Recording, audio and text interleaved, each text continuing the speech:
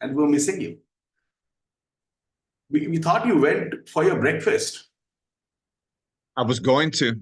It's early morning. I just made myself another cup of coffee. There you go. Okay, wonderful. So, yeah, good. So I think we've almost 4 minutes past our time. So we'll quickly introduce yourself, quickly tell what are the rules, and then the floor will be yours, Professor Gandolfi. So everybody, welcome. Thanks for being so patient. This is Edorer's Masterclass, and this is a new series that we're beginning with the esteemed Professor Gandolfi. The series is going to be around management and entrepreneurship. So this first masterclass is about leadership. He is a renowned go-to person when you talk about leadership. I'll quickly introduce him. But before that, what's the format?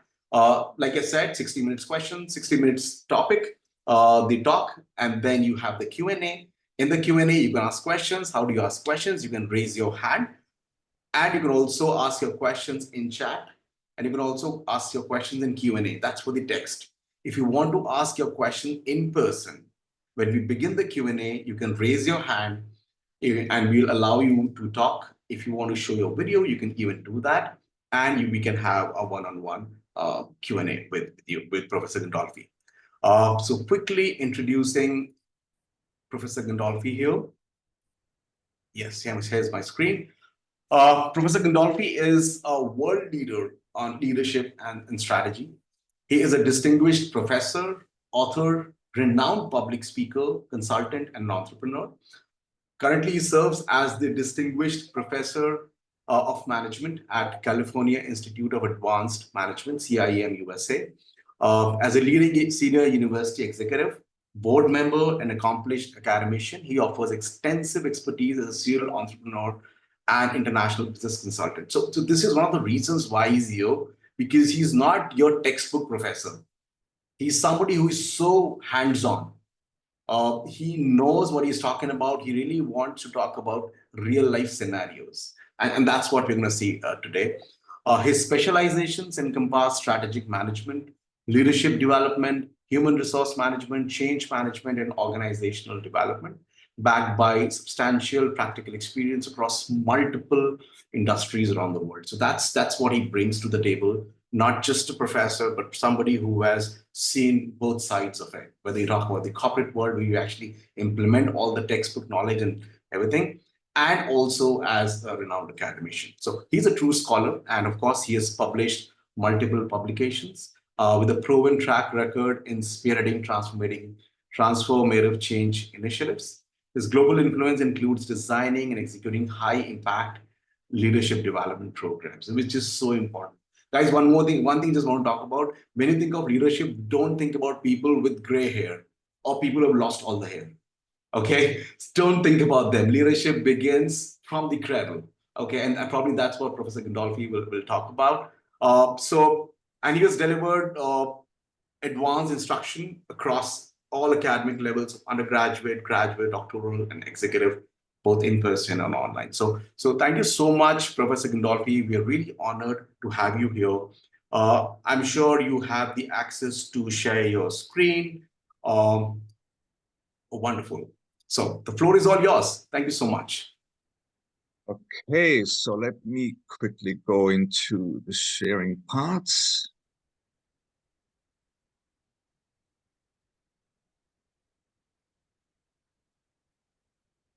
Right. Mr. Gupta, can you see my screen? Absolutely, I can see it. Okay, well, first of all, thank you so much, Mr. Gupta, for this very kind introduction and the kind invitation. And thank you to the company Edorer for inviting me to this masterclass. This is going to be the highlight of my week. So thank you. And a special... Ours as well. So this is the highlight of our week as well. And especially thank you to all the participants. Looking at the screen, we have 130 plus participants. I know many of you are in different parts of the world. I know we have people from Asia, we have people from South Asia, we have people from Europe, and we have people from the US as well. So it's good morning, it's good afternoon, it's good evening, it's all of it. So thank you, thank you, thank you. And especially thank you to my university, the California Institute of Advanced Management, for supporting me today in this endeavor. So I've been really keen to meet with all of you. I wish it was in person, but technology makes it possible to meet online. And so based on the very kind invitation of Edorer, we have developed a masterclass called The Disruptive Leader. And I know we don't have a lot of time. We only have an hour. I wish we had a whole day to discuss leadership, which is really one of my favorite topics to discuss. So the format, as Mr. Gupta said, it's about an hour. And then if you have questions, we have plenty of time for Q&A. But also in between, if there is something really urgent that you wish to mention, please interrupt me. And we also have the chat function where you can ask questions. If you feel shy or if you don't want to disturb, you can just put in the chat function. And from time to time, I'll watch the chat function as well. So having said that, the disruptive leader. So guys, this is not going to be a traditional lecture. I don't want to lecture at you. What I want to do is I want to share with you some thoughts about leadership. Okay, and so the first person just posted something on the chat. Perfect, great. So this is more a conversation, a dialogue about something that I feel very passionate about, which is leadership. So the title, The Disruptive Leader.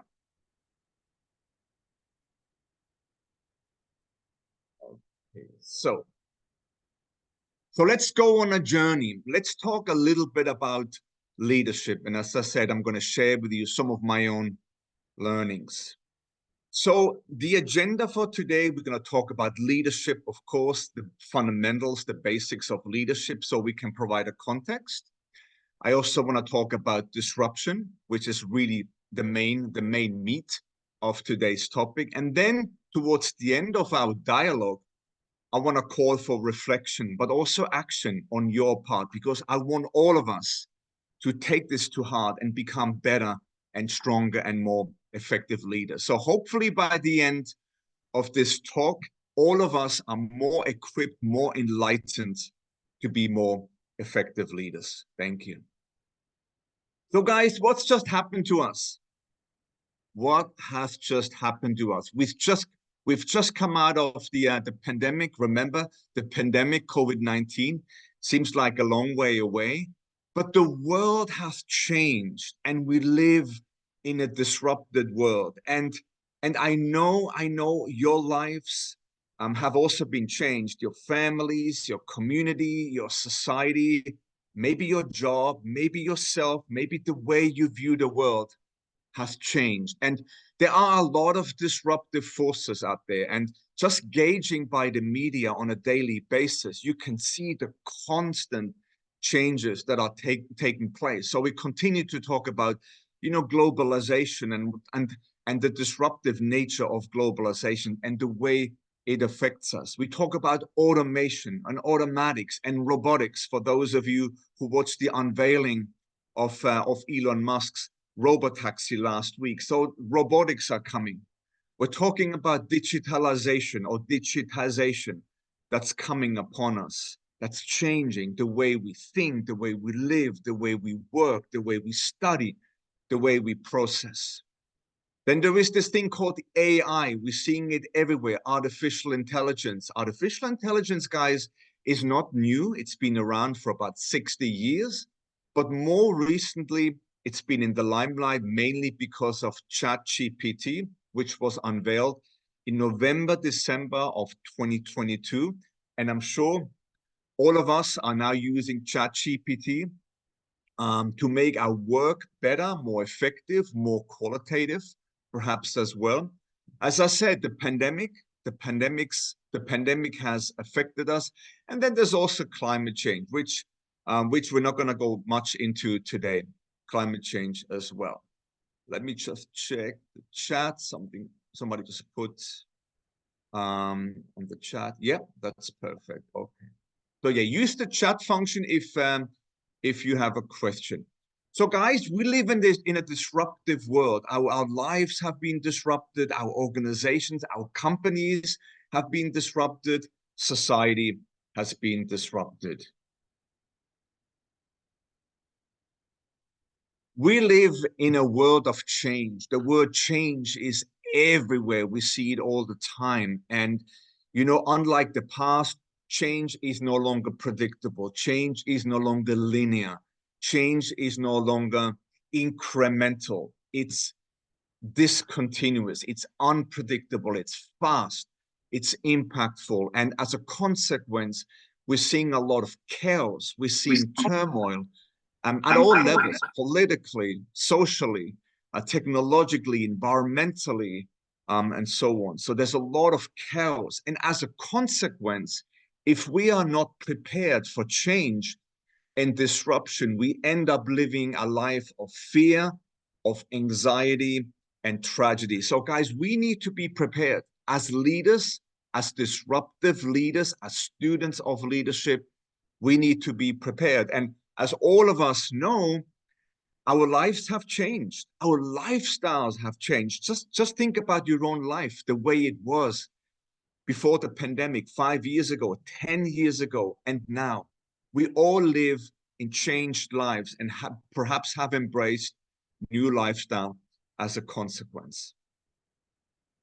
So quickly going back to pandemic, which really was a catalyst for many of the changes that have been occurring, and what we're seeing now materialized is COVID-19, the pandemic, which was seen as a black elephant event.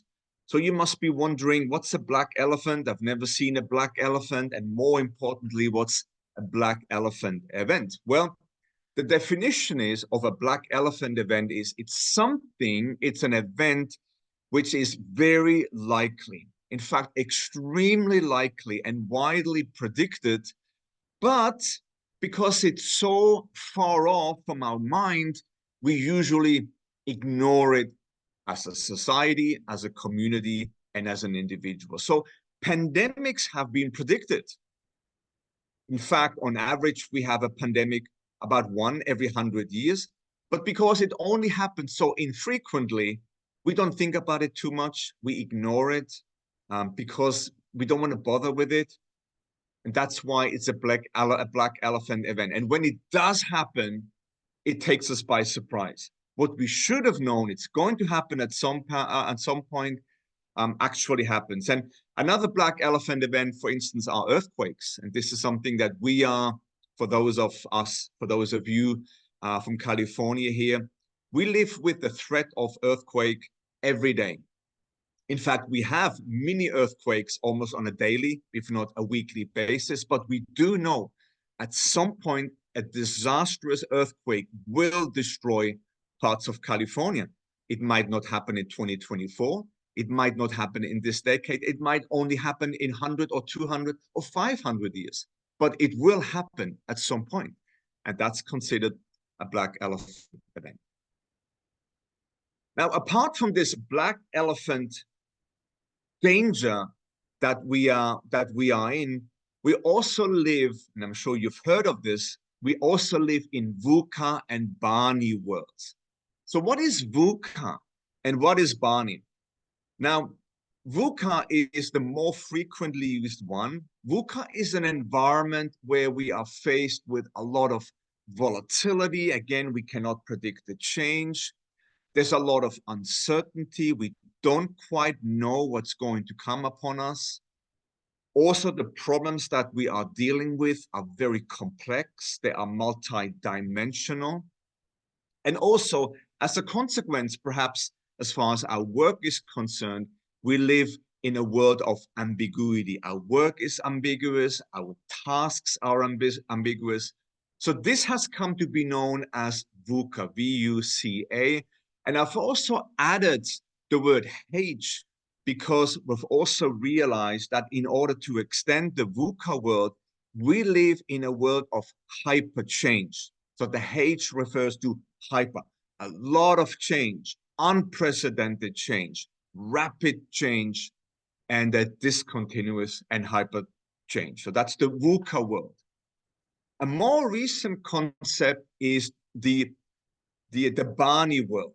And BANI refers to something actually quite similar, but a bit of an extension and perhaps a development of the VUCA world, which is brittle, you know, where our lives are very we feel that we live in a time where everything could happen not only very quickly, but it could affect our lives profoundly. And so we feel a little bit scared. So we feel brittle. As a consequence, there's a lot of anxiety. There is, as I said, chaos, anxiety, chaos. So we feel a little bit anxious. The word I could use is the German word Angst, which is really, we are so afraid and fearful, it almost paralyzes us. But also in terms of predictability of our life, we live in a non-linear world. We cannot just extrapolate the past and predict the future. It's non-linear. It's unprecedented. It's discontinuous. And then finally, the I, it's incomprehensible. We can't fully understand the extent of each problem and each situation. Okay, I'm just looking at the chat quickly. Okay, nothing new. Okay. Professor So Gandolfi, that's the, yeah, just actually, probably the setting also doesn't allow people to put the queries in the chat. It seems it's view only mode for them. So what I've done is I've asked them to put their questions in the Q&A. So guys, you can actually put your questions or even comments in the Q&A. So Professor Gandolfi, you can actually look at the Q&A part later. So even if you guys, if you have some query that you want to ask immediately, you can put in the Q&A and probably I can raise attention of Professor Gandolfi. Thank you, everyone. Perfect. And thank you so much, Mr. Gupta. And as I said, guys, once you have the capability, just put it in the chat box so we can discuss. Perfect. Okay, so apart from the VUCA and the BANI worlds, what we need to do as leader, guys, there is a need for, oh, sorry, I just jumped that. There is a need for adaptability and flexibility. So the VUCA world requires us to be adaptable, to be flexible, to constantly morph into a better self, okay? And that is not just physically, it's emotionally, it's mentally, it's psychologically. We need to be adaptable. We need to adapt to the changes that are occurring. And as far as the BANI is concerned, which is the newer of the two concepts, as I mentioned, there is a distinct need for innovation, but also an awareness and an alertness for new trends. And of course, this is where those of you, what is a trend? What is a fad? Don't jump on every fad that you are seeing, but deciphering what are the real trends and how do we leverage? How do we embrace? And so on. So we need to be adaptable, flexible, and we need to have a sense of innovation and, of course, awareness, scan and skim the landscape at all times. So having said all of that, and as I said, change is all around us. Which side are you on? Are you going to be a winner of all of this? And we, as a leader, as a proactive, as a disruptive leader, I want us to be winners. I want us to be strengthened and affirmed. I want us to be more determined than ever to leverage the situation, to take advantage of the change. If, on the other hand, we feel anxious and scared and confused, then we're embracing a loser attitude and we feel defeated and we don't know where to go and what to do and how to respond and react. We don't know what to say. So let's all be winners, guys. Let's embrace, let's innovate, let's leverage, because every change brings opportunities. In fact, some of the best ideas, some of the best business models, and some of the best businesses have been created during times of turbulence, and turmoil. So let's be winners. And then there is not only disruption, but there is the digital disruption. So think about this. New businesses, right? The world's largest taxi company owns no taxis. Uber or Grab in some of your parts of the world. The largest accommodation provider owns no real estate. Airbnb. The largest phone company owns no telecommunication infrastructure. WeChat. The world's most valuable retailer has no inventory. Alibaba. The most popular media owner creates no content. Facebook, now called Meta. And we just heard from this company last night. The world's largest movie house owns no cinemas. Netflix. And some of the largest software vendors don't even write their own apps. Apple, Google, and others. So you can see there's a lot of disruption going on, and no industry has been unaffected. No industry has been unaffected. And as leaders and us as disruptive leaders, we want to take advantage of what's going on. So what about you? This is just a moment for us to pause and maybe reflect on what I've said, what I've been sharing with you. What about disruption and you? Where do you stand in this? How has disruption not only impacted you, but how have you leveraged it? How have you used the disruptive forces to your advantage? And then finally, that's a very personal question to you guys. Are you yourself, are you a disruptor? So let me just give you a couple of more seconds for you to think about this a little more.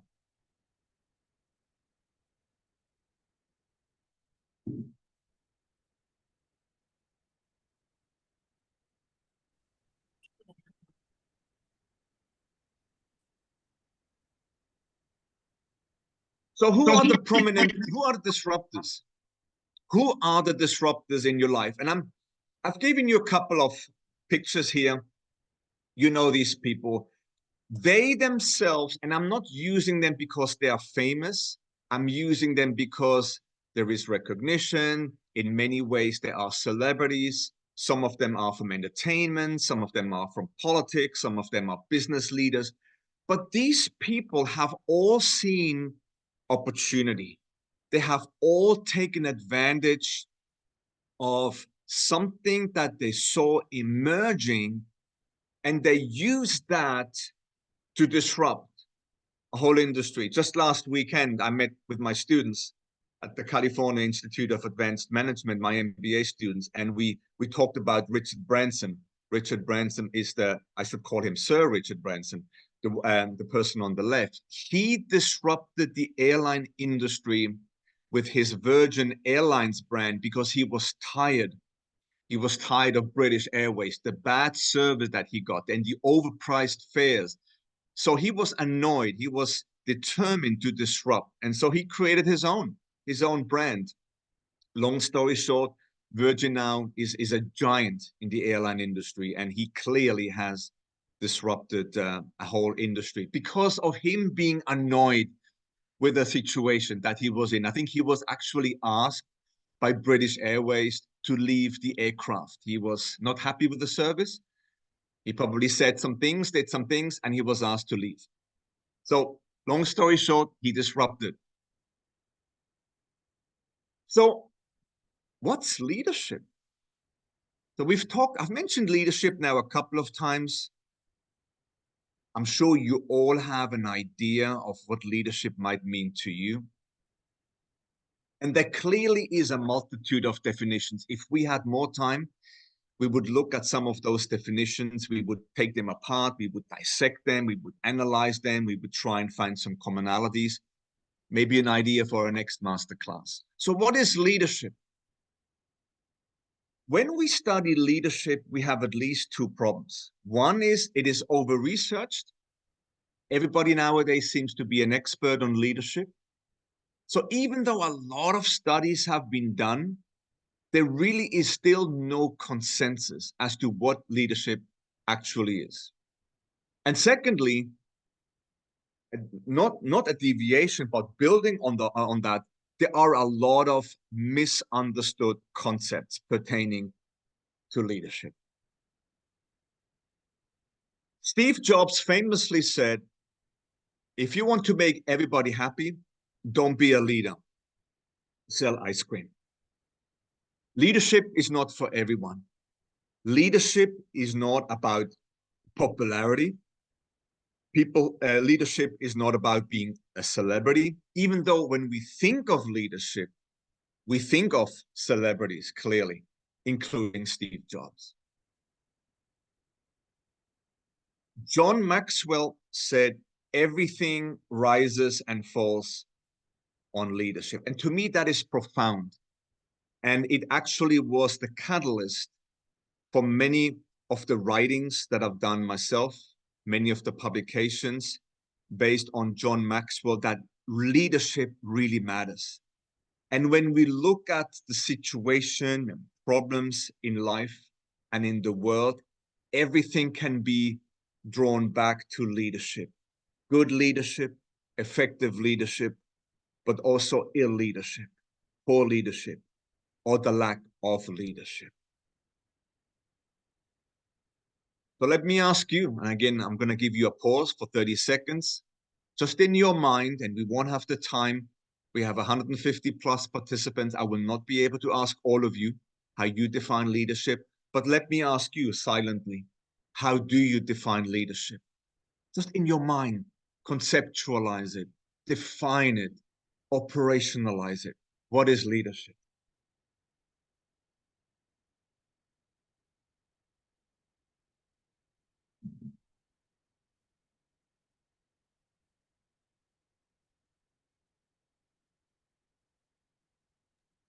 Professor Gandolfi, the chat is open now and people are responding on it.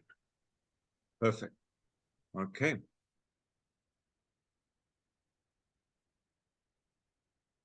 Oh, that's really good. I love that. Ability to walk forward and guide others. Yes. Taking responsibility, being responsible. Absolutely. Head of a group of people, setting direction. Wonderful. Taking responsibility. Absolutely. Yeah. Thinking both the side. Yeah, absolutely.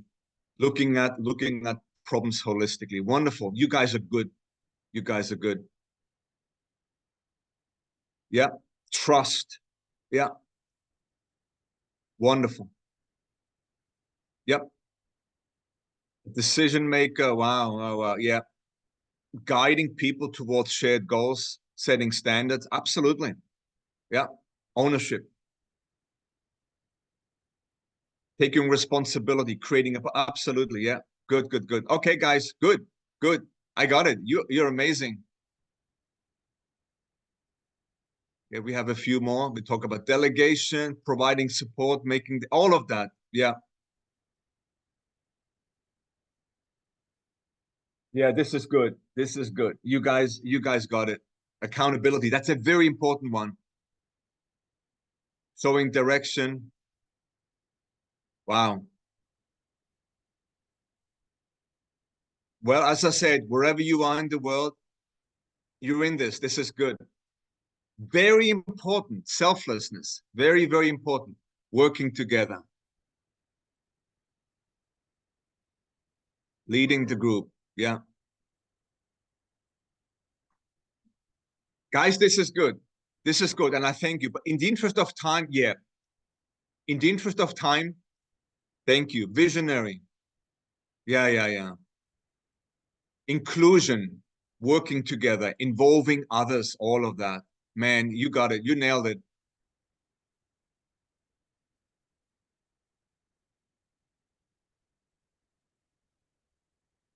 Yeah, no partiality. Thank you so much. To remain unbiased. How difficult is that? Yep. Yeah. Yeah. Okay. Guys, you're amazing. Okay. So this answers the question, I'm a leader, because you've just answered it brilliantly. Wow.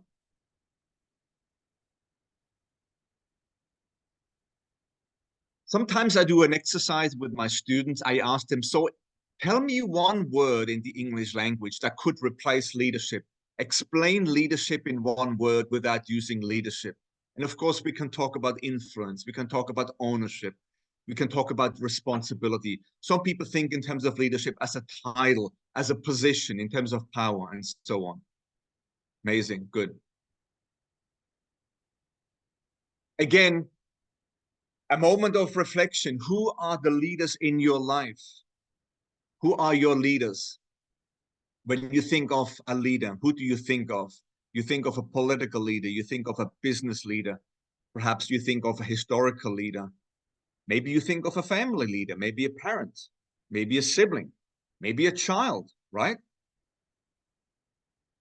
Who do you admire? I want you to think about this. When you think of leadership, who comes to your mind? Who do you admire and why? Why?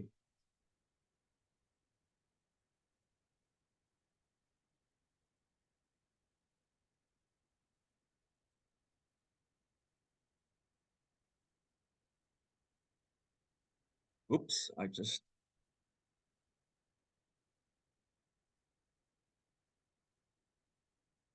Now, all of us, and this includes me, guys, great leaders are actually students of leadership. It's not something you can ever accomplish. It's not something that ever ends. Leadership and the development of leadership is continuous learning. It's continuous improvement. And I learn about leadership every single day. So even though I've been very kindly introduced as an expert of leadership, I'm a student of leadership. I live leadership every day. I look at the world from a leadership point of view. It's like a lens that I'm wearing. Every day I look at the world from a leadership point of view, and I'm learning like you. So we're all students here. We're all students of leadership. And let this never change. Let this never change. So since we're all leaders, since we have established we're all leaders, what is great leadership? What is a good leader? I don't like the word good much. It's not strong enough. I like effective leadership. I like impactful leadership. I like influential leadership. So what is great leadership? You know, leadership should be measured, can be measured, but how? Is it the KPIs? Is it somehow measurable? Is it quantifiable? Perhaps leadership can be measured by what happens after you finish. So it almost becomes a legacy of leadership. We only know how good we are as leaders when we're finished, when it's done, when the job is done. So history tells us how good we are. History tells us how effective, how impactful, and how influential you are. I'm thinking of, since I mentioned the ice cream example a little bit earlier, the great Steve Jobs, who passed away more than 10 years ago. And I remember the day when he passed away and the Apple website was just white. Apple.com was a white website for 24 hours. And everybody was thinking, what's going to happen to Apple next? Now, 10 years later, we know the growth has continued. The quality has continued. The excellence of the company has continued. So we can safely say that Steve Jobs was a great leader because of the legacy that has continued. It can be measured by what happens after you finish. And then we have different leadership styles. And again, we won't have enough time to go into all of them. They go from authoritative, autocratic leadership to transformational, to charismatic, democratic, consultative, visionary, transactional leadership, servant leadership. And I just had a discussion with a colleague of mine here at the University California Institute of Advanced Management. I talked to my colleague about the impact of Peter Drucker. And Peter Drucker was the first one that talked about participative leadership. It was unknown at the time in the US. US corporations at the time were driven top down, very autocratic, very authoritative. And he came up with this idea of We need to be consultative. We need to participate as leaders. We need to have a culture of inclusion. We need to listen to the people. And that created the notion of consultative, participative leadership. So the great Peter Drucker influenced leadership and leadership thinking enormously. More recently, we're talking more about visionary leadership and servant leadership. And again, unfortunately, we don't have a lot of time to go into these details. Maybe a future masterclass, we should just talk about leadership styles, especially servant leadership. So is leadership popularity? I think a lot of us, when we think of leadership, we think of popularity, we think of fame, we think of celebrity. Are we in fact looking for a hero leader? Let me just go into the chat again. There's a couple of comments. Okay, yeah, leadership is not popularity, yeah. Yeah, participative leadership, super important, absolutely. Thank you for those comments, guys. This is good. Yeah, dignity, absolutely. So I am concerned that the media relates leadership to hero leadership, looking for celebrity, looking for fame, looking for celebrity, all of that. Who is your hero?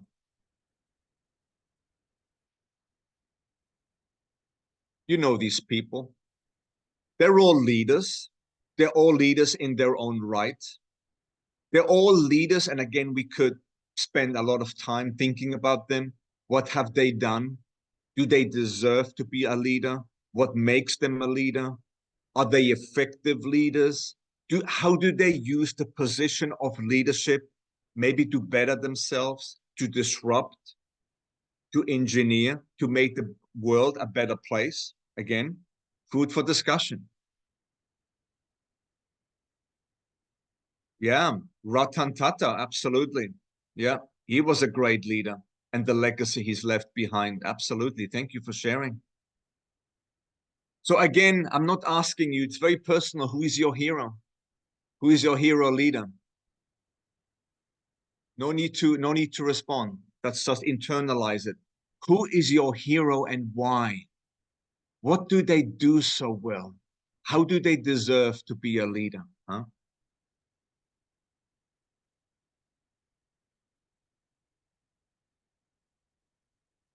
So given VUCA and BANI, we need to respond. We cannot sit back and just wait for things to happen. We need to be swift and react fast to changes, not only in the external environment, but for those of us that have jobs, we also need to understand what's happening in our organizations. And then this notion of, if you want to be a leader, we need to learn to be a follower first, guys. Followership requires that you become submissive, that you learn to respect authority and directions. And then out of this notion of followership, can we rise into a role, into a position of leadership. Of course, we all want to be proactive. Nobody wants to be late. Nobody wants to be reactive. But the fact is, unless you are a change leader yourself, unless we are change leader ourselves, we will most likely always react to changes. Very, very few can clearly say, can ambiguously say that they are a change leader. And I just showed you the photo of Elon Musk. He clearly is a change leader. He is the change. He is Tesla. He is Optimus. He is driving technology forward. He is a disruptor. But not all of us will be Elon Musks. But we should all be leaders, effective leaders, and disruptive leaders, moving the world forward. So you might say, well, that's easy for you to say. I want to be a leader, but I cannot be a leader because of all the changes and all the challenges in my life. My life is hard.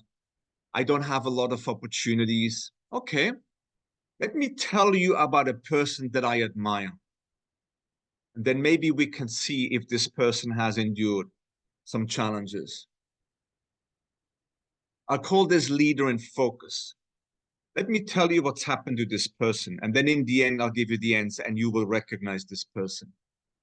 So this person was born in Kentucky, lost a job, was defeated at the age of 23, failed in business at 24, was elected at 25, girlfriend died at 26, tragically, had a nervous breakdown at 27, defeated as a speaker of 29, defeated again for Congress at 35, elected at 37, lost renomination at 39, rejected at 40, defeated at 45, defeated again as 47, defeated again at 49.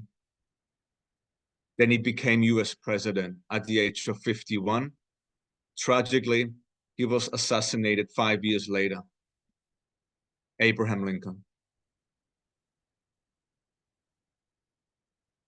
Did he have an easy life? Did he have challenges?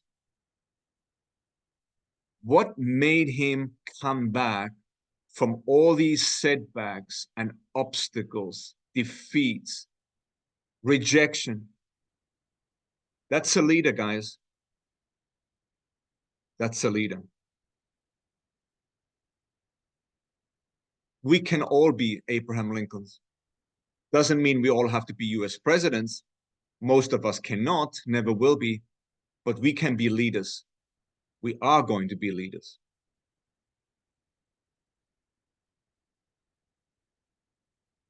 So how do we do this? Okay, let me just quickly go to the chat. There's a couple of, need to catch up on you. You guys are good.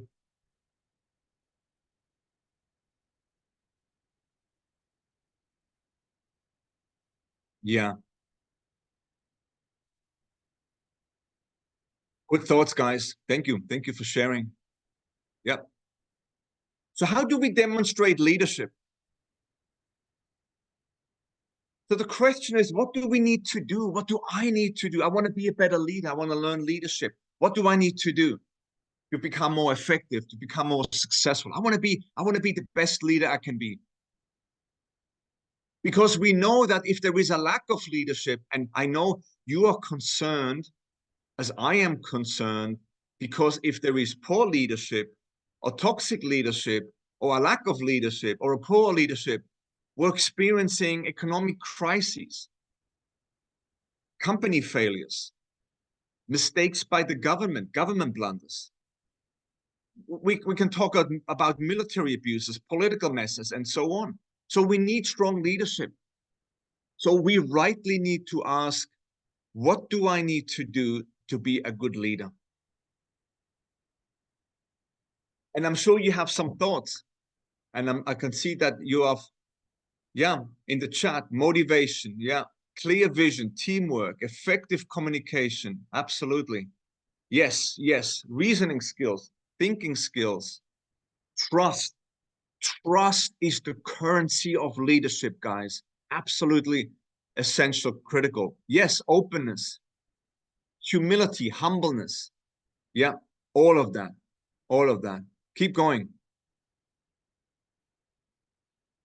Love that. Self-esteem, kindness, dignity. Love it. Yeah. Don't blame. Patience. Yeah. Again, you keep talking about communication, super important. Bravery, honesty, integrity. Yeah, yeah, yeah.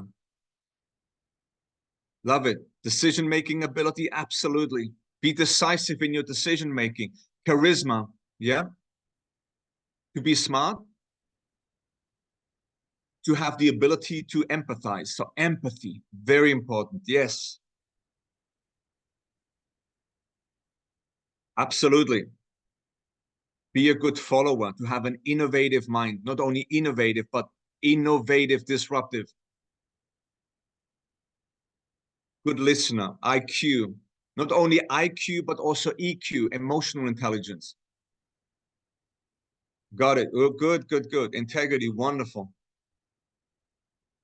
Yeah, the ability to coordinate, to be flexible.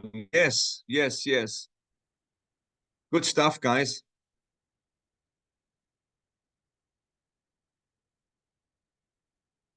Yeah. Responsibility, absolutely. And we've mentioned this again, empathy. So important, guys, to be able to have empathy, perseverance. Yeah, yeah, yeah. Okay, good. Good, good, good. Yeah. And of course, risk bearing. Don't be risk averse. Embrace risk. Humility, to be humble. Yes.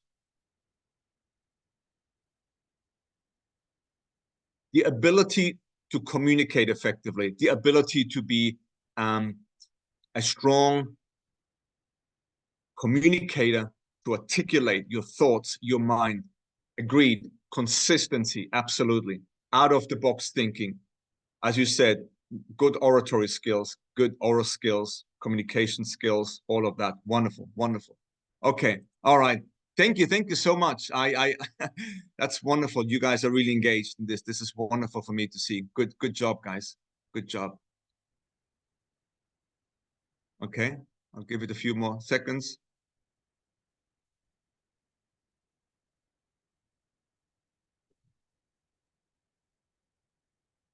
Yes. Okay. Thank you. You got it. You got it. I'm amazed at you. Thank you for engaging.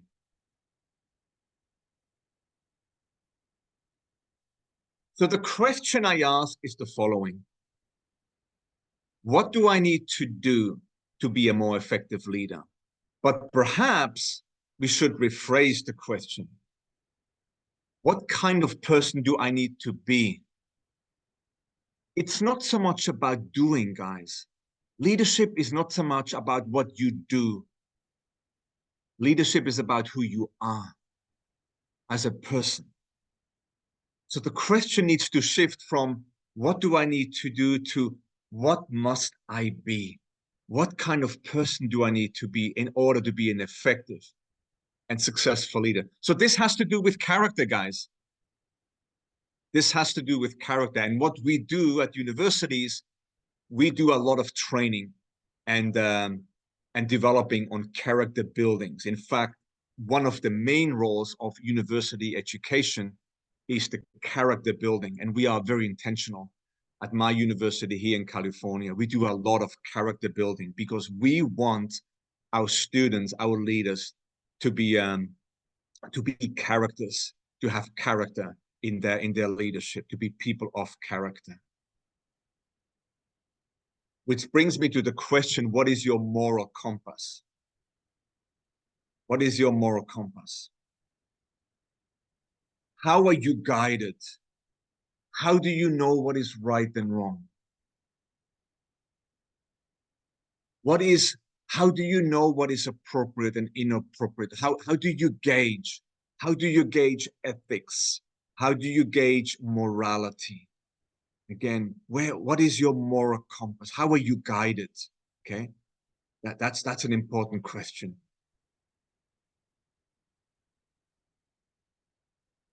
Let me quickly check the chat. Yeah, good, good, good.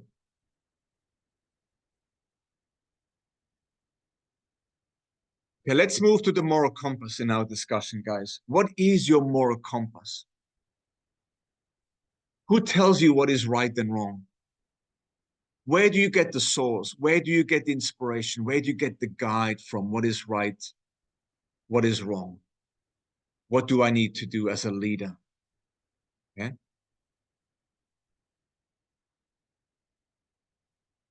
So to me, when I think of leadership, I think of this. Many of you remember Norman Schwarzkopf, who was the head of the military operation in Iraq. And he said, leadership is a potent combination of strategy and character. But if you must be without one, be without the strategy. I find this a very powerful definition. It's probably my favorite one. What is he saying, guys? What is he saying?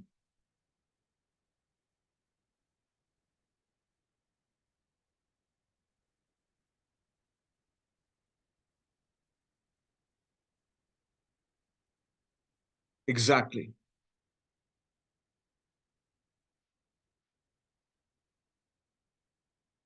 When we think of management education, when we think of MBA, Master of Business Administration, for instance, for those of you BBA students or undergraduate students, we often think of strategy. When we think of management, we think of strategy.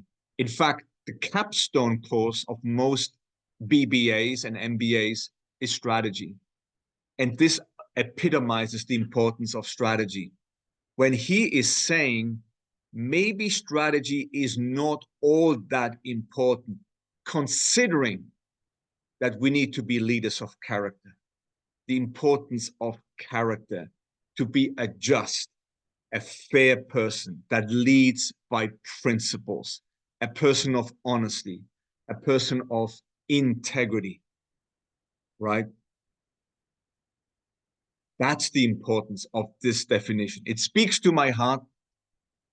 I hope it speaks to your heart, and let me back this up a little bit as well.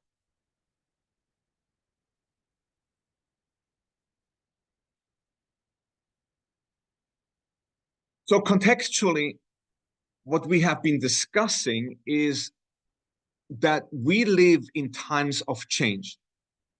We live in times of change. In fact, we live in times of unprecedented change, and the speed of change is accelerating. So change will happen no matter whether you like it or not. So it's inevitable. Change will happen. Change is unrelenting. Oh, that's a spelling mistake on my part. I'm sorry. This is meant to say unrelenting. Change is unrelenting. It never sleeps. It never stops. Change is dynamic. It's the new norm, and it's discontinuous. Again, discontinuity meaning it's not to be extrapolated from the past. It takes its own course, okay? And then there is this notion of, well, we understand we have change. Is change the only constant? Or perhaps, food for thought, maybe change has also changed.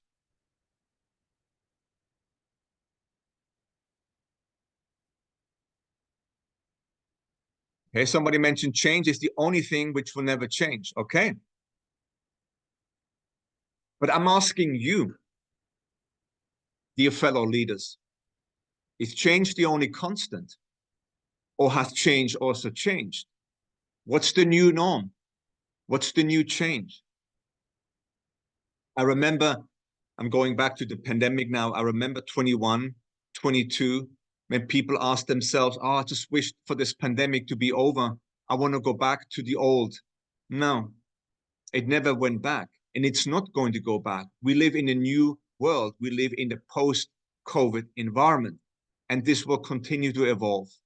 New ideas, new business models, new companies, new ways of doing things. And I know that all of you could come up with examples of how your world, how your lives have changed since COVID. So we all know that there is disruptive change, and the pace of change is accelerating and will continue to accelerate.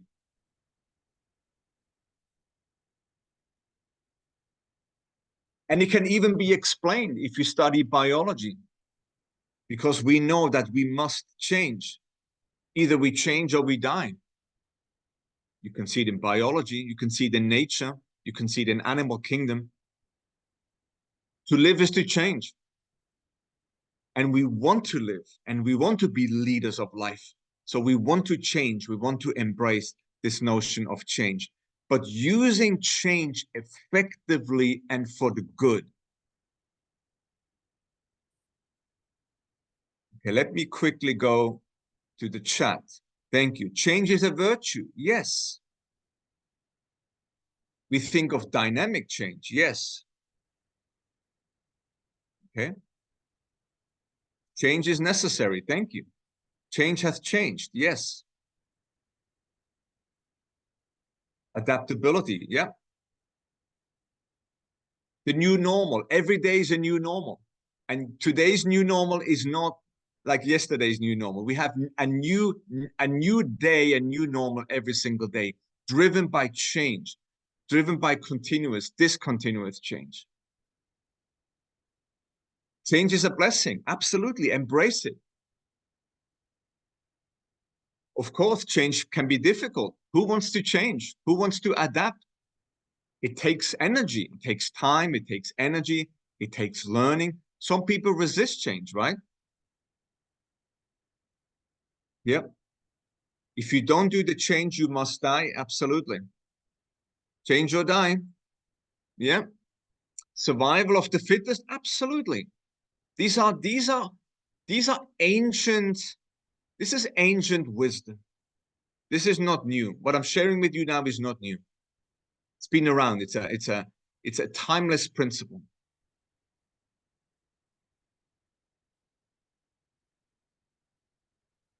Change is the only constant in life. Heraclitus, absolutely. Thank you. Thank you for sharing that.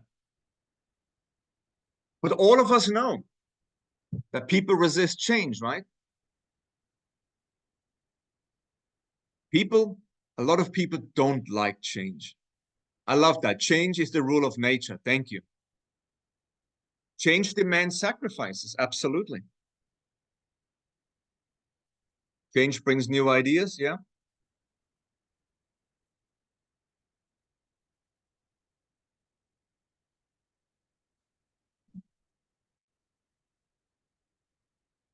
Change is essential. Yeah. Thank you.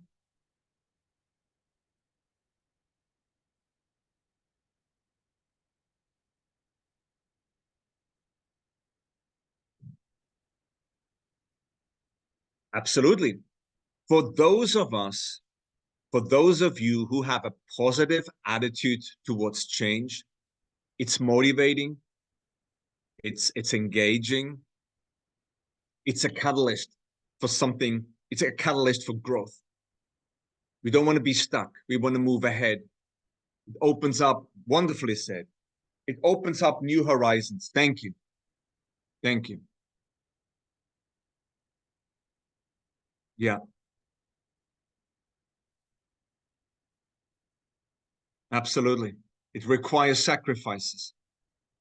Leadership is about sacrifice. Absolutely. Okay, one or two more, and then we'll move on. You guys are amazing, guys. Thank you so much for your participation in this.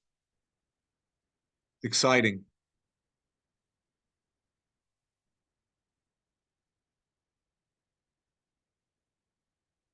And it's an honor. Exactly. Guys, life is a blessing. Change is an honor. Leadership is sacrificial. That's an honor too. It's a blessing. Absolutely. Could not agree more. Could not agree more. Thank you.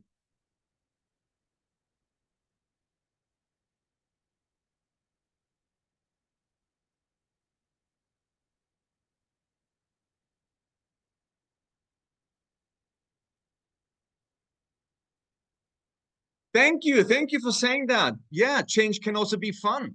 Absolutely. Let's not be too serious today. Change is also fun. Leadership can be fun. Disruption can be fun. Yes. Yeah. Okay, guys, that's very good. I thank you. I thank you for that. We're using the chat function very effectively here. So thank you. Thank you for that. Okay. Okay. Let me move on. Guys, are we ready for change? Are you ready for change? Is your family ready for change? Is your community ready for change? Is your organization ready for change?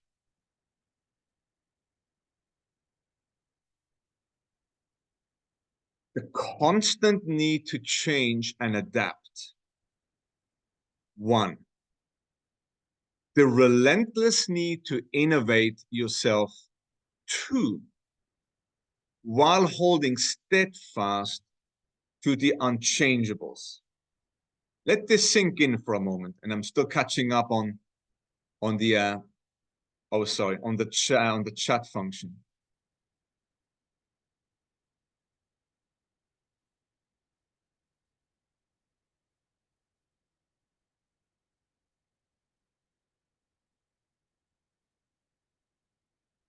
So we have established so far that there is a constant need for change, and as a consequence, we need to adapt to the change.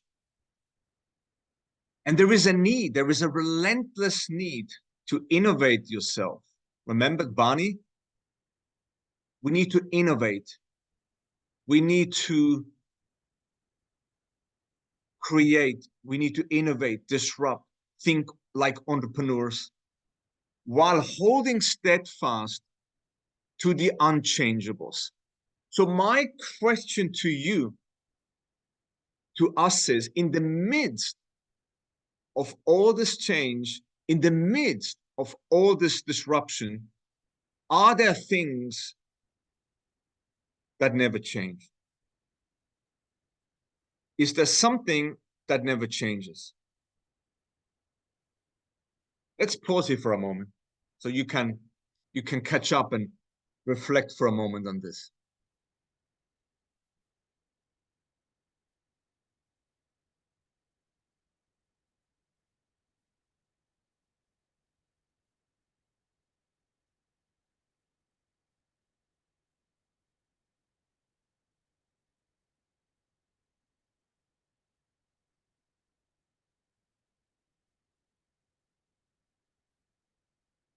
Okay. I like what I'm seeing, guys. Morals shouldn't change much. Being kind, being good, the laws of nature, the laws of nature, moral values, universal truth. Okay. The laws of nature, yeah.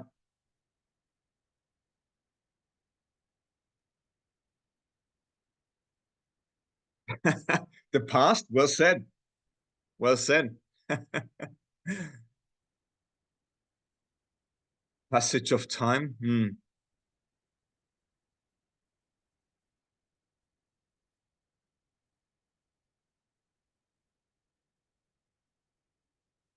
Good, good, good, good. You got great ideas. Wonderful. Thank you. Thank you for you. So what never changes? What never changes? And we as leaders, you as leaders, need to define your unchangeables. You know, sometimes in life, when we talk to people, when we're engaged in conversations, and then we say, well, it depends. As soon as we say, well, it depends, we start contextualizing. We start localizing. When, as you said, there should be universal truth. There should be universal morals, universal principles, timeless ethics, morality, and so on. Okay, let me quickly go to the chat. Laws of nature, the principles, yeah. Yeah, ethics, you got it. Timeless principles of integrity, laws of nature, yeah.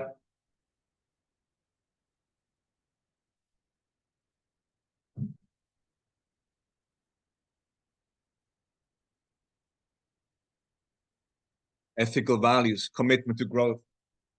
Very good. Yes, love for yourself. I like that. Thank you. Don't forget where you came from. Good. Yeah.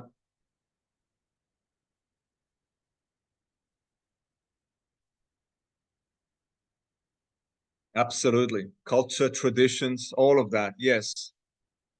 Well said.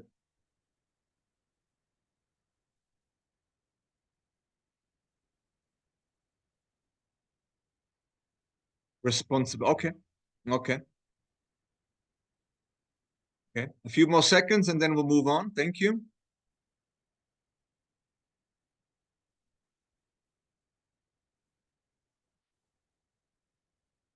Ethics. Okay. You got it. You got it, guys. So what are your unchangeable? This goes back to what are your values? And that's a very important word, guys. Values. Because leadership basically consists of two things. It consists of leadership skills and our values. The leadership skills we can learn. We can self-develop. We can go to university. We can go to college. We can get a degree. We can get an MBA. We can do a PhD.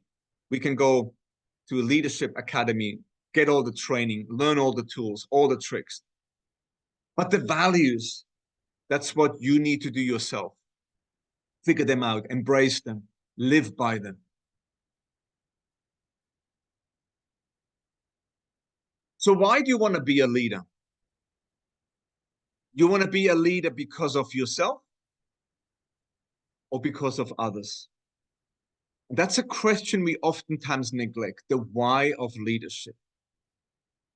Leadership, in fact, is not about you. Leadership, it's not about me, but it starts with me. Leadership is about others. Leadership is about other people, but it starts with us. That's the why of leadership. It's for people. Leadership is for people, but it starts with self. And then we have this thing called integrity. And some of you have mentioned integrity in your chat. And to me, integrity is the great sustainer of leadership. Okay. The question is, and I'm reading the chat, thank you, for others, yeah, for people. Leadership starts with self, but is about other people. So we often talk about integrity, guys. But I want to be sure you understand what I mean by integrity. So a little bit later, we'll discuss this a bit more thoroughly.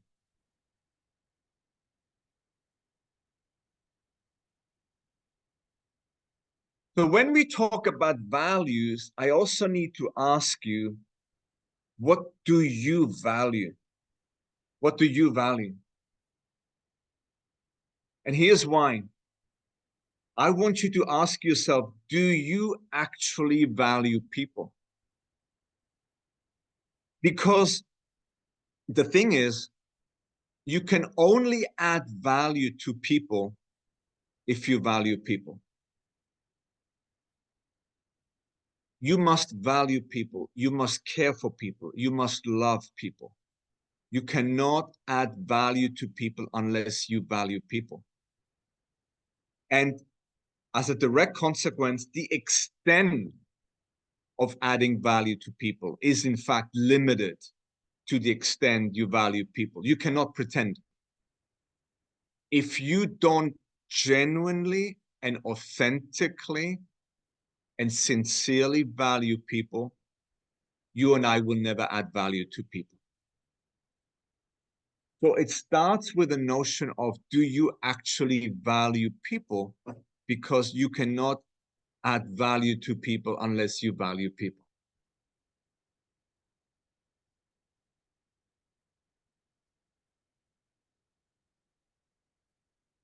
We need to think about the why. We need to think about the what. And we need to think about the how. It's like an onion, the onion of leadership. Okay, let me quickly catch up on the chat. Respect, love, all of that. Yeah, you got it. Absolutely. Thank you for saying that. Valuing people does not mean to be a people pleaser. No, it doesn't. Respect. Yes, I love that. That's a great principle to embrace as a leader. Commitment, honesty. Yeah, all of that. Wonderful, wonderful. So the onion of leadership. Why do you want to be a leader? How do you want to be a leader? And what does leadership actually entail? Wish we had more time. We would go more into the why, the purpose. Why do you want to be a leader? And why do leaders lead? Why? How do they do it? The process, right? We talked a little about this. How leaders lead, communicating, articulating, motivating, encouraging, visioning, all of that. But then importantly, also the what of leadership, the actions. What do leaders actually do? And again, as we study leadership and we study effective leaders, what are the actions of leaders? And then the blind spots of leadership. And again, in the interest of time, I'll keep this fairly short. The blindness, the blind spots of leadership. Blind spot of leadership, number one, the most important one is we rely too much on position. We rely too much on the title. Oh, I'm the president. I'm the director. I'm the general manager. I'm the prime minister. I'm the head of operations. Don't hide behind the title. Leadership is not about position. Leadership is not about title. Leadership is a commitment. It's a decision. It's responsibility. It's accountability. It's ownership. It's influence. It's all of that. Leadership is also not so much about top down. Leadership can be bottom up as well. Inclusive leadership. As Peter Drucker said, participative leadership. Consultative leadership. Both top down and bottom up at the same time. Then success versus significance. I talk to my students a lot about the difference between success and significance. So let me share this thought of mine here as well. The difference between success and significance. Success is all about me, what I have achieved. I have a degree. I have a home. I have a fancy car. I have great clothes. I have a great job. That's success. It's all about me. Versus significance, what have I done for others? How has my leadership impacted other people, my family, my organization, my community, society, and so on? That's the difference between success and significance. And I think all of us as leaders, we need to think about significance. What can I do for others? What can I do for others? We mentioned leadership versus followership already. Followership is much more inward focused. I need to be a follower first before I can be a leader, versus outward. Leadership is about other people. And then, as I said, a lot of leaders fail because they are not intelligent emotionally. They may be very intelligent cognitively, intellectual intelligence, but not emotionally. So it's very important that we as leaders, we focus on the development of our emotions and our emotional intelligence. And the good news is it's doable. You can actually improve and increase your emotional intelligence.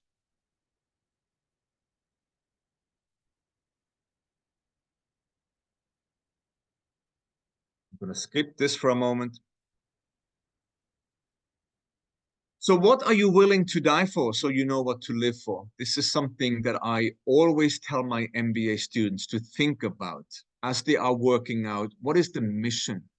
What is the purpose of my life? What is the mission of my life? And if you don't know, then that's okay. We all need to start. What are you actually willing to die for? That's the reason that you want to live for. And that's the beginning of your journey of leadership. And then, I don't want to fail to mention that. Let me quickly go to the chat to be sure I'm all caught up.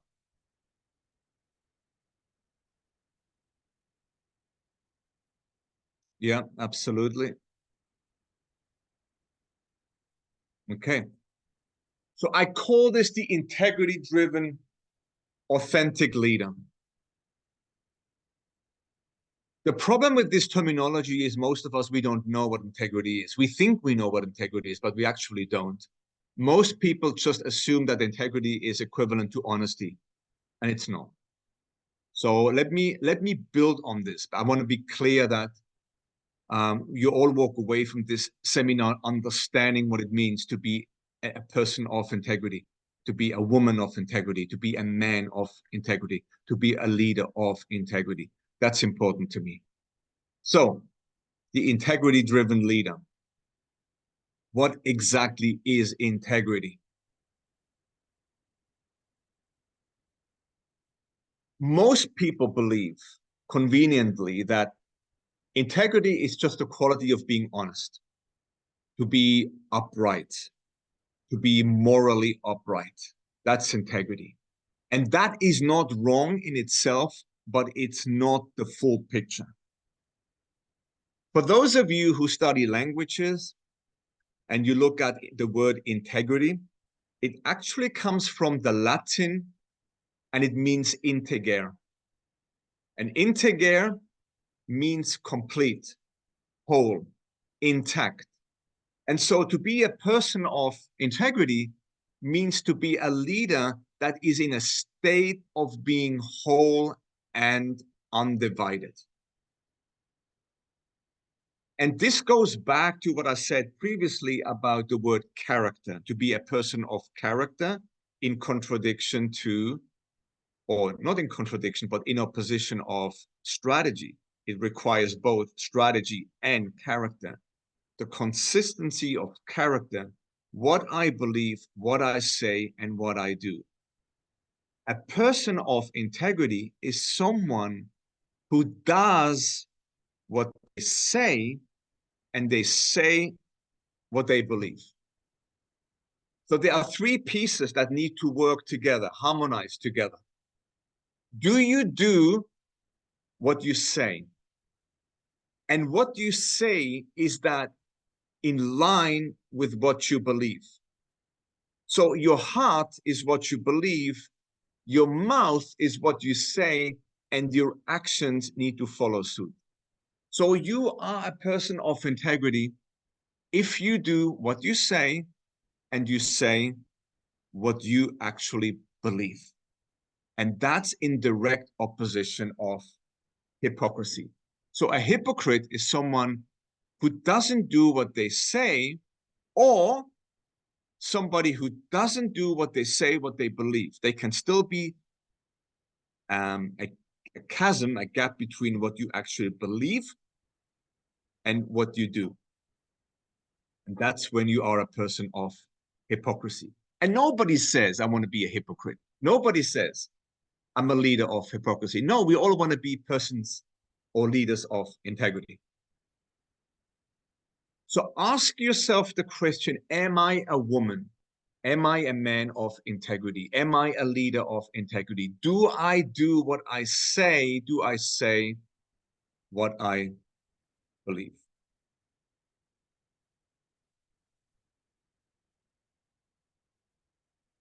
Let me catch up. So, having said all of that, guys, over the last almost hour and a half, 83 minutes, having said all of that, what kind of leader are you aspiring to become?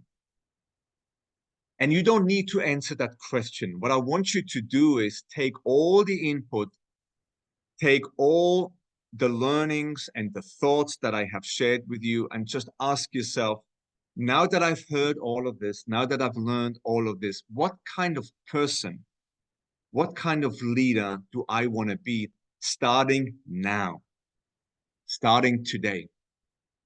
And this will be a journey, hopefully, for you and I that will never end.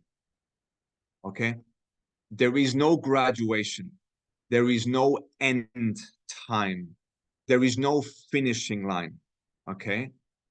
leadership and the study of leadership and the practice of leadership and the development of leadership, including character development, must never stop, must never stop.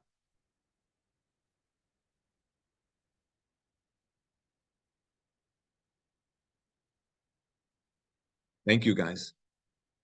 Thank you, guys, for a wonderful webinar. I feel inspired by you and your participation. I feel humbled by 200 people learning from this discussion. And I thank you for your participation. You've been wonderful. You've been amazing. I did not expect that to be honest, Mr. Gupta, that our students, that your students, that the people participating in this call would participate with this level of enthusiasm. I feel humble. Thank you, guys. Thank you so much. In fact, we are humbled. A lot of people said that they're honored to have you for this session. And this was so thought-provoking, so interactive. But you know, something really got me thinking, especially in the last one when you gave the definition of integrity. So just one question probably pops. Someone who believes in what he says and he does what he believes in, or what he says. Now, there are people like, you know, criminals or terrorists, and they believe in the ideology. They also say what they believe in, and they also do what they say and what they believe in. So are they, do they have integrity? In a sense, they have, I guess. Thank you. And again, I feel blessed and honored that this is not, you know, me being on a pedestal, you know, talking down on you guys. This is me sharing, and I am talking to myself as I'm talking to you guys. And we need to refine our skills every single day.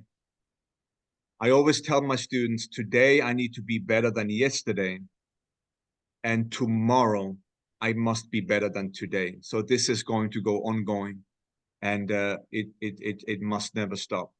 It must never stop. And I want to say thank you. I read all these chat comments now. You guys have just blessed me on this Friday, and I feel inspired by your response to this. So again, thank you. Thank you, Mr. Gupta. Thank you, Edorer, for inviting me.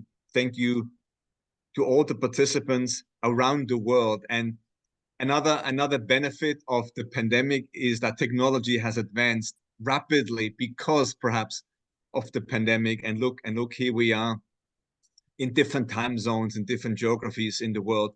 And what unites us is not only our humanity, but what unites us is our thirst for good leadership, for great leadership. So it's great to have had this opportunity. So again, thank you so much.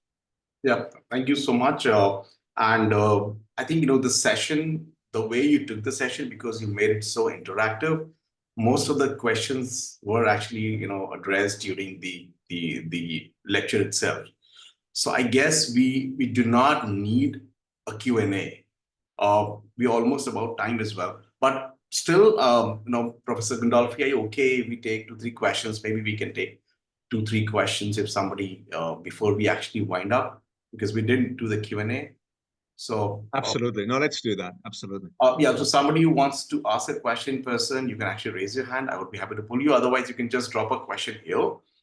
First of all, everybody is so delighted, Professor Gandolfi. I mean, like, seriously, it was such an interactive session. It's pretty late in India, 9 p.m. at night. A lot of people are actually waiting for their supper and dinner.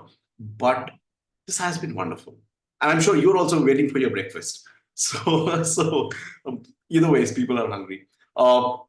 But before I jump into the question, there is a little joke on the leadership. So which geometrical instrument has the most leadership skills? A ruler, right? We have seen a ruler in the geometry box. So that's probably the one with the most leadership skill. Okay. Okay, guys. So Professor Gandolfi, do we have a question? we can't take something which is very elaborative, like somebody wants to elaborate on do you want to quickly talk on ikigai? Is a question. Absolutely. Yeah. So let me quickly go. I skipped that in the interest of time, but let me quickly go to that. You can still see my screen, right? We'll wrap it in 7-8 minutes. Okay. So can you see the Ikigai PowerPoint? Yes, yes. So Ikigai is a Japanese concept, and it basically looks at how do I find out my purpose? What is my purpose in life? What is my mission in life? How do I make decisions? How do I make choices in terms of my career, my future, and so on? And so the Ikigai concept embraces 4 things. What we should be doing is I'm starting with the green circle. You need to do something that you love, something you feel in love with, passionate about, interested in. Okay. So what do you love? Like a hobby initially, perhaps. And then I'm going to the left now. What are you actually good at? Maybe you're good at speaking, maybe you're good at writing, maybe you're good at customer service, or what are you good at? Okay. And then you can also look at, well, it's fine if I find something that I love and I'm good at it. Does the world actually needs it? Does the community, does the society actually needs it? Right? Is there a demand? Is there a need? And then finally, because this really goes into the material and professional realm is, well, can I get paid for this? Can I make a career out of it? Can I get a job? Can I create a job out of this? So these 4 things, something you love, something you're good at, the world needs it, and maybe I can get paid at the same time. If these 4 things intersect, and ideally they should intersect, then we have a situation called Ikigai. And I have used this for myself. This is also not a new concept. It's a timeless principle. It works for me. I'm very blessed that I have the job, my profession, my calling that I love. I love teaching. I think I have certain skills at teaching. I think the world needs good teaching. And fortunately, because of my university, I also get paid. I have Ikigai in my life. But I hope for all of you that you can reach the same Ikigai. Wonderful. That was really helpful. Do we take you can see the Q&A, Professor Gandolfi, and the chat, and you can pick any 2 questions, and then we'll end it. Okay, let me quickly go. Okay, look, 1 or 2 questions are related to change. And change, even though we can be very positive about change and let's be change leaders and let's leverage disruptive change, all of that. At the end of the day, as human beings, we don't actually like change. We don't like change. All of us, we don't like change. Even though I come before you and say, hey, I love change and change is good and change is great, we don't like change because it requires an effort. It requires effort, it requires energy, it requires learning, and it also requires for us to leave our comfort zone. And real learning and real growth really only happens outside the comfort zone. So we need to learn to be comfortable with change. And this too is a process. So you can't just say, okay, from now on, I'm going to like change. No, this will take time. It will take time for practice and for you to be comfortable in situations that change all the time. So yeah, it's a developmental process as well. Ikigai, we have, yeah.